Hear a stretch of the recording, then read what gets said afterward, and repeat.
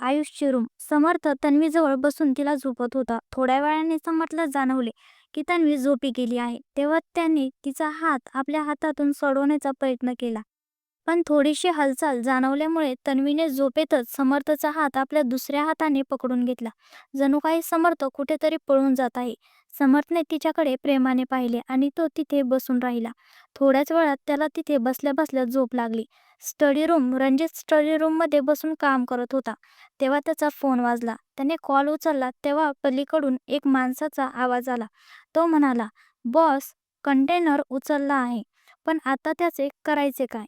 हे ऐकून रणजितने गंभीर चेहऱ्याने म्हटले, "मुंबई पोलीस स्टेशनच्या समोर हा कंटेनर सोडून दे आणि सोबत प्रतापच्या विरोधात काही पुरावे देखील. आणि हे काम इतक्या साफसफाईने कर की कोणालाही कळू नये की हे कोणी केले आहे. Did you understand?" तेव्हा पलीकडून माणूस म्हणाला, "ओके बॉस." कोणालाही अंदाजा भनक लागणार नाही की हे आम्ही केले आहे. रणजित म्हणाला, "गुड. आणि या कंटेनरवाल्या कामाला आजच अंजाम दे." असे बोलून त्याने फोन ठेवला. प्रतापचं मिशन. इकडे प्रताप एक मुलीसोबत आपल्या रूममध्ये होता. खरे तर तो या मुलीची तस्करी करत होता, पण त्याआधी तो स्वतःची हवस शांत करत असे. ती मुलगी बेशुद्ध अवस्थेत त्याच्या बेडवर झोपलेली होती. प्रतापने रंगाला म्हटले, "वा रंगा, तू नसतास तर यार माझी ही हवस कोणी शांत केली असते." मग त्याने आपल्या खिशातून नोटाचे बंडल काढले आणि त्याच्या दिशेने फेकून म्हणाले, "बाकीचे या मालाला चाकल्यानंतर." हे बोलताना त्याच्या डोळ्यात क्रूरता, हेवानियत स्पष्ट दिसत होती. प्रतापने रंगाला रूममधून बाहेर पाठवले आणि रूम बंद करून बसून दारू पिऊ लागला. त्याने काही पांढऱ्या रंगाचे पावडर काढले आणि ती नाकातून ओढले. मग तो उठला आणि आपली टी-शर्ट काढून आपल्या बेडकडे गेला. त्याने टेबलवर पडलेला पाण्याचा ग्लास उचलला आणि ते पाणी त्या मुलीच्या चेहऱ्यावर फेकून दिले. त्याच्या या कृत्यामुळे ती मुलगी डचकून उठली. पण जेव्हा तिने समोर शर्टलेस प्रतापला पाहिले तेव्हा ती घाबरली आणि बेडवरच त्याच्यापासून दूर सरकू लागली. ती दूर जाण्याआधीच प्रतापने तिला पकडले. मुलीने रडत त्याला सोडवण्यास सांगितले, पण यावेळी त्याच्या डोक्यावर नशा आणि हवस दोन्ही सवार होते. ती मुलगी स्वतःला त्याच्यापासून सोडवण्याचा प्रयत्न करत होती, पण प्रतापसारख्या पिळदार हट्ट्याकट्ट्या माणसासमोर तिचे काही चालले नाही. प्रताप पुढे जाण्याआधीच कोणीतरी त्याच्या रूमचा दरवाजा स्पेअर कीने उघडला. प्रतापने मागे वळून पाहिले, तिथे रणजित उभा होता. त्या मुलीने जेव्हा रणजितला पाहिले तेव्हा तिच्या मनात आशेची एक किरण जागी झाली. तिने प्रतापला थक्क होऊन स्वतःपासून दूर केले आणि धावत येऊन रणजितच्या गळ्यात पडली. त्यावेळी तिला रणजित कोणत्याही देवदूतापेक्षा कमी वाटत नव्हता. रणजितने तिला स्वतःपासून दूर केले आणि आपल्या मागे उभे केले.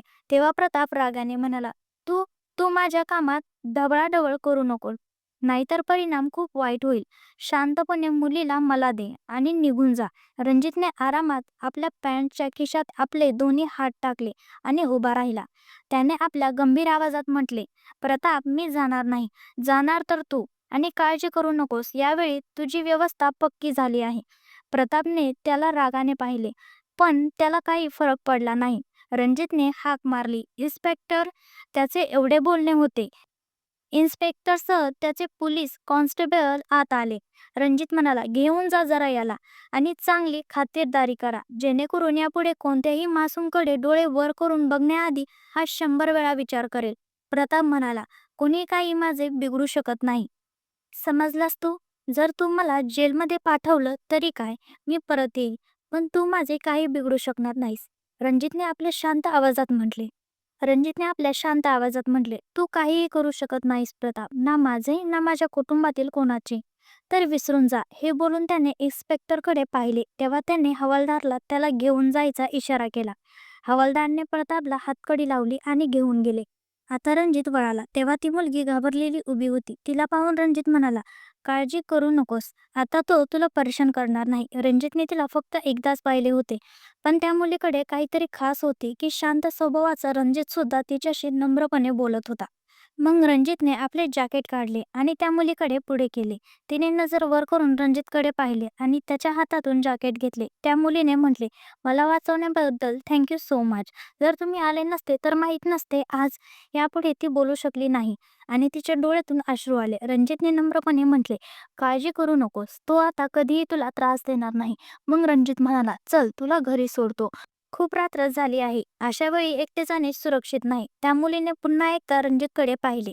त्याला तिची काळजी आहे हे तिला चांगले वाटले. पण तिने त्याला नकार देत म्हटले, "नाही, धन्यवाद.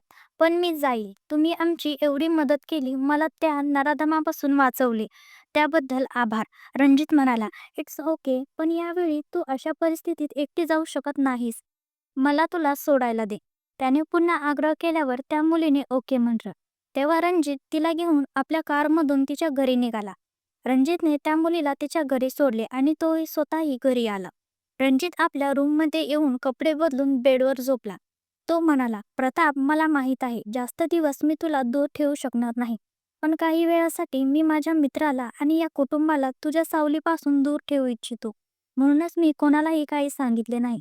सर्व काही एकट्याने केले. आता काही वेळासाठी तू माझ्या कुटुंबापासून दूर राहशील. थोड्या दिवसासाठी मी सगळ्यांना ताणमुक्त आणि आनंदाने जगताना पाहू इच्छितो. आणि जोपर्यंत तू बाहेर येशील तोपर्यंत मी काहीतरी योजना करेलच तुला सर्वांपासून दूर करण्यासाठी." तो हे सर्व विचार करत होता की अचानक त्याच्या मनात त्या मुलीचा विचार आला. तिच्या घाबरलेला चेहरा त्याच्या डोळ्यासमोर आला. पण त्याने लवकरच तो विचार झटकून टाकला आणि तो डोळे बंद करून झोपण्याचा प्रयत्न करू लागला. थोड्याच वेळात त्याला झोप लागली आणि तो झोपला. Andheri police station, Mumbai. एका ट्रकचा कंट्रोल पोलीस स्टेशनसमोर थांबला आणि त्या ट्रकचा चालक, ज्याने आपला चेहरा झाकला होता, तो त्यातून बाहेर पटकन पळून गेला. हे सर्व त्याने मोठ्या चापळाईने केले. कोणाचीही नजर त्या ड्रायव्हरवर पडली नाही. त्याने आपले काम केले आणि आपला फोन काढून कोणाला तरी डनचा मेसेज केला. मग त्याने आपला फोन परत खिशात ठेवला आणि एक दिशेने आपल्या लक्ष्याकडे चालला. दुसऱ्या दिवसाची सकाळ होती. एक नवीन सकाळ, ज्यात फक्त प्रेम भरलेले होते. आराध्याने डोळे उघडले तेव्हा तिने स्वतःला आकाशच्या मिठीत पाहिले. ती जवळजवळ त्याच्यावर झोपली होती, पण आकाश तरीही शांततेत झोपलेला होता. कारण त्याची शांतता, त्याची आराध्या त्याच्या सोबत होती. आराध्याने नजर वर करून झोपलेल्या आकाशला पाहिले. तिने आपला हात पुढे केला आणि त्याच्या गालावर हळूच ठेवला. तिला त्याला जागवायचे नव्हते. तिने स्वतःला थोडे वर केले आणि आकाशच्या कपाळावर आपले ओठ ठेवून हळूच चुंबन घेतले. मग आराध्याने हळूच त्याचे बंद डोळे एकामागून एक चुंबन घेतले. आता आकाशचा संयम तुटत होता. त्याला बघायचे होते की आराध्या पुढे काय करते, म्हणून तो झोपायचे नाटक करत होता. वास्तविक त्याची झोप आधीच उघडली होती, पण आराध्या त्याच्या या कृत्यापासून अभिन्न होती. आता जेव्हा आराध्या आकाशच्या अंगावरून बाजूला होणार होती, तेव्हा अचानक आकाश पलटला. आता आकाश आराध्याच्या वर होता आणि आराध्या तर आता झालेल्या त्याच्या कृतीमुळे आश्चर्यचकित झाली होती. ती आपल्या मोठ्या डोळ्याने आकाशकडे पाहू लागली. तिने काहीतरी बोलण्यासाठी तोंड उघडले, पण आकाशने तिला बोलण्याची संधीच दिली नाही. आकाशने आपल्या ओठांनी आराध्याच्या ओठांना लॉक केले आणि प्रेमाने हळुवारपणे तिला चुंबन घेऊ लागला. आज आकाशने नेहमीप्रमाणे उत्कंठ नव्हता. आज तो खूपच हळुवारपणे आराध्याला चुंबन करत होता. दोघांचेही डोळे बंद होते आणि दोघेही एकमेकांना अनुभवत होते. आकाशचे हात आराध्याच्या संपूर्ण शरीरावर फिरत होते. त्याच्या त्या हळुवार स्पर्शाने आराध्याला आतापर्यंत रोमांचक होत होता. आराध्याने स्वतःला आकाशच्या बाहूमध्ये पूर्णपणे शिथिल सोडले होते आणि आकाशने तिला आपल्या खूप जवळ केले होते. पण आता आराध्याचा श्वास कोंडू लागला होता, तरीही आकाश तिला सोडण्याच्या मनस्थितीत नव्हता. जेव्हा त्याला वाटले की आराध्याला श्वास घेऊ शकत नाहीये, तेव्हा त्याने तिला मोकळे केले आणि तिच्या गालावरून खाली गळ्यापर्यंत चुंबन करू लागला. त्याने आराध्याच्या मानेवर एक डीप किस घेतली आणि आपल्या दातांनी चावले. त्याच्या चावण्याने आराध्याच्या तोंडातून एक आह बाहेर पडली. तिने आपले डोळे घट्ट बंद केले. आकाश तिचा आवाज ऐकून थांबला. त्याने आराध्याकडे पाहिले, जिने आपले डोळे घट्ट बंद केले होते. त्याने प्रेमाने तिच्या कपाळाचे चुंबन घेतले आणि हळू म्हणाला, "सॉरी जान." आराध्याने आता डोळे उघडून त्याला पाहिले. तिने त्याच्या डोळ्यात बघून म्हटले, "कशासाठी?" आकाश काही बोलला नाही. फक्त त्याने तिला घट्ट स्वतःमध्ये मिठी मारली. "काय झाले?" आराध्याने पुन्हा विचारले. तेव्हा आकाशने तिला शांत करत म्हटले, "श्श, बस अशीच माझ्या जवळ राहा." आराध्याला हे खूप चांगल्या प्रकारे समजत होते की आकाश आज पुन्हा तिच्यासाठी स्वतःला नियंत्रित कंट्रोल करत आहे. तिने आपले डोळे बंद केले आणि एक दीर्घ श्वास घेऊन आपल्या मनात एक निर्णय घेतला. आराध्याने आपले डोळे बंद ठेवले होते आणि ती आकाशच्या वाढलेल्या हृदयाचे ठोके ऐकत होती, तिला अनुभवत होती. थोड्या वेळाने आकाशने तिला सोडले आणि म्हणाला, "जा, फ्रेश होऊन ये." आराध्याने होकारार्थी मान हलवली आणि उठून वॉशरूमच्या दिशेने गेली. आकाश तिला जाताना पाहून हसला. आराध्याच्या आयुष्यात तो एकटाच होता, जो तिच्या सर्वस्व होता. आकाशच्या आगमनाने आराध्या आनंदी राहायला शिकत होती. हा तिच्या आयुष्यातील तो व्यक्ती होता जो तिच्या आनंदासाठी काही करू शकत होता.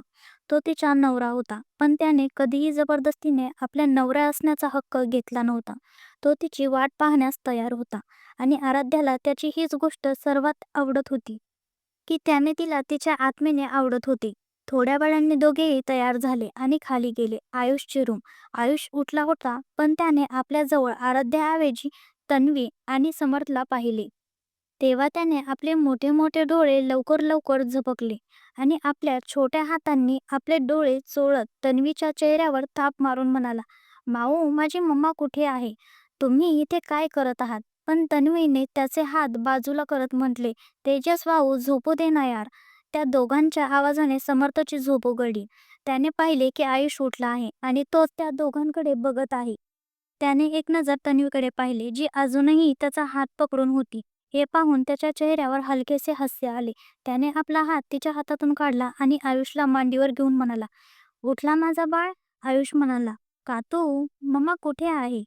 आणि तुम्ही आणि माऊ इथे का आहात? समर्थ आता विचारात पडला की त्याला काय सांगावे.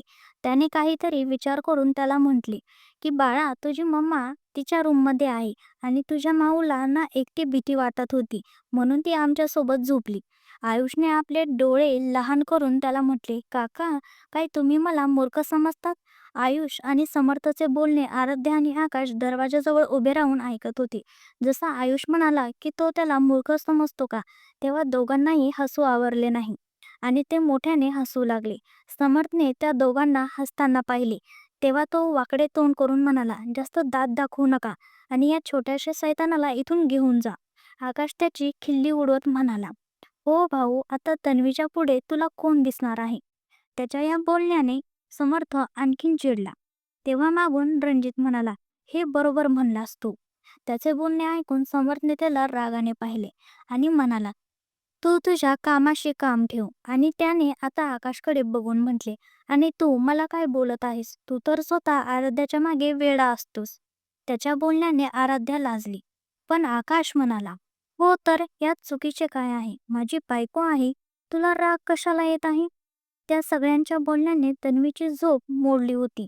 तिने एक उशी उचलून आपल्या कानावर ठेवली आणि परत झोपी गेली. तिच्या या कृत्यावर सगळे हसले. आकाश म्हणाला, ही मुलगी कधी मोठी होणार? तिला माहीत नाही की आम्ही तिच्याबद्दल बोलत आहोत, तेही तिच्या उपस्थितीत. आराध्याने आकाशला म्हटले, आज तुम्ही आयुषला तयार करा प्लीज. आकाशने तिला बघून म्हटले, ओके, जो हुकूम. त्याच्या या अदाकारीवर आराध्या हसली.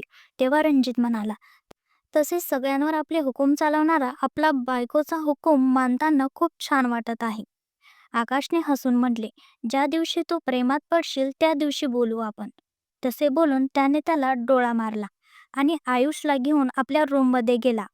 आराध्याने रणजितकडे पाहिले आणि म्हणाले, रणजित भाऊ, मला तुमची मदत हवी आहे. रणजितने तिच्याकडे पाहिले आणि म्हणाले, बोल आराध्या, काय झाले? काही समस्या आहे का? आराध्या बोलू शकत नव्हती. तेव्हा रणजित म्हणाला, मी तुझ्या मोठ्या भावासारखा आहे.